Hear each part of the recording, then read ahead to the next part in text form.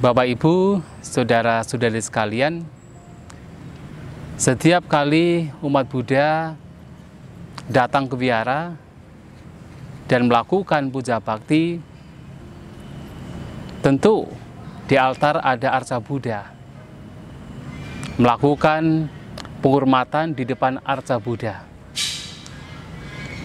Tetapi kemudian, bagi mereka yang tidak tahu mengapa umat Buddha melakukan puja bakti, melakukan sembahyang dengan istilah umum di depan altar yang ada arca Buddha, dan itu kemudian dianggap sebagai bahwa umat Buddha menyembah berhala.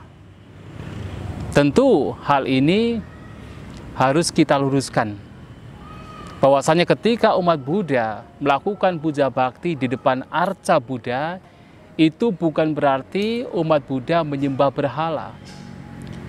Arca Buddha adalah media atau simbol agar ketika umat Buddha yang sedang melakukan puja bakti memudahkan untuk mampu mengingat kualitas-kualitas Sang Buddha.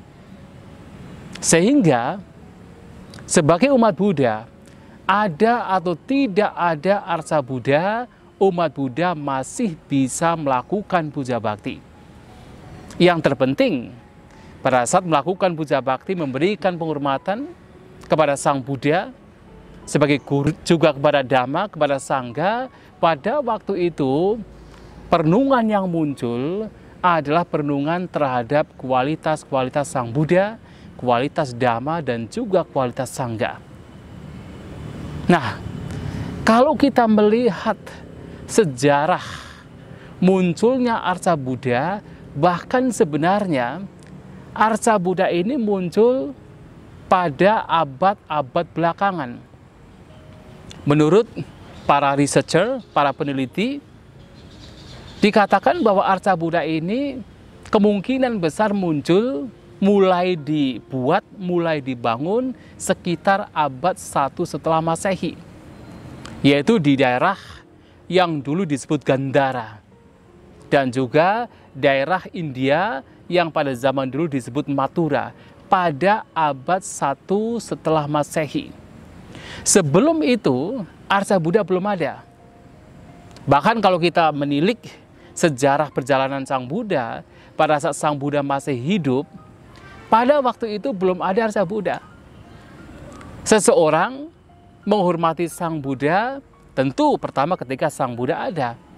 Nah, terkadang ketika Sang Buddha tidak ada, mereka menggunakan media, menggunakan simbol untuk memberikan penghormatan kepada Sang Buddha, bukan melalui arca Buddha, tetapi melalui objek-objek lainnya. Sebagai contoh, objek yang menyimbolkan Sang Buddha pada zaman Sang Buddha adalah pohon Bodhi. Pohon di mana Sang Buddha pernah dikatakan mencapai pencerahan, mencapai yaitu Bodhi, mencapai kebudayaan. Nah, karena pohon ini memberikan atau memiliki nilai sejarah yang berkaitan dengan Sang Buddha, nilai sejarah yang penting, maka kemudian dijadikan simbol untuk menyimbolkan Sang Buddha sendiri. Lantas, tidak lama setelah Sang Buddha mangkat, setelah Sang Buddha parinibbana, ada objek-objek lain yang dijadikan simbol untuk memberikan penghormatan kepada Sang Buddha. Dan objek tersebut pada abad-abad awal itu bukan arca Buddha, tetapi yang pertama adalah seperti stupa.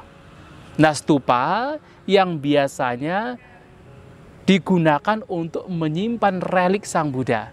Nah, itu dijadikan simbol untuk menyimbolkan Sang Buddha sendiri.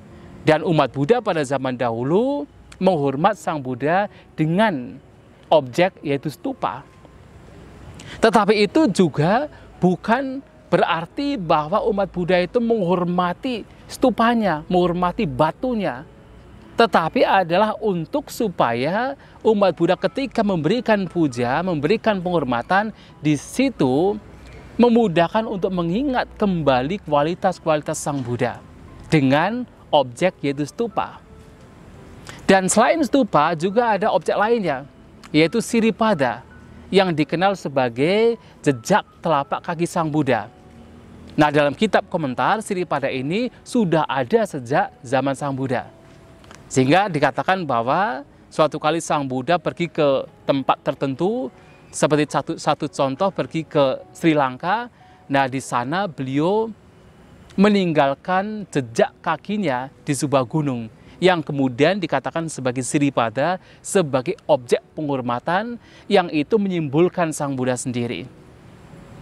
Nah, kemudian juga abad belakangan, sekitar 300 tahun setelah Sang Buddha Parinibbana, ada juga objek lain yang populer yang dijadikan sebagai penghormatan menyimbolkan Sang Buddha sendiri, yaitu adalah objek asana.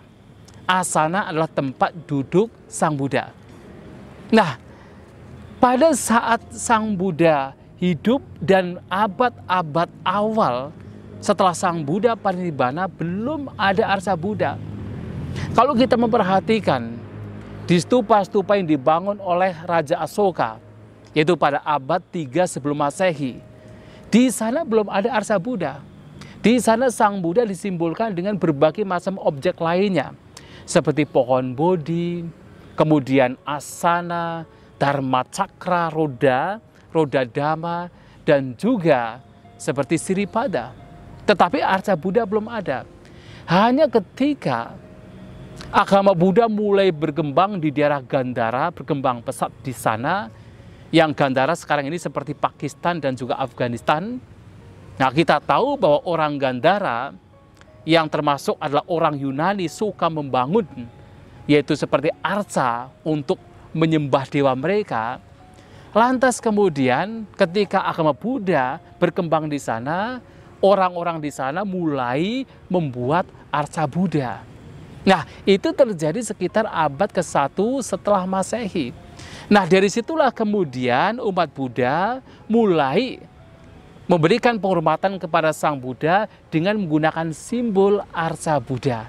Tetapi sebelum itu sebenarnya arsa Buddha belum ada. Oleh sebab itu, Bapak Ibu, saudara-saudari sekalian, pada saat umat Buddha puja bakti atau sembahyang, memberikan penghormatan kepada Sang Buddha, Dhamma, dan Sangha melalui media seperti arsa Buddha, stupa, Siripada, pohon bodhi, dan lain sebagainya, sesungguhnya itu hanyalah simbol. Itu hanyalah media untuk supaya memudahkan umat Buddha mengingat kembali kualitas-kualitas Sang Buddha, Dhamma, dan Sangha.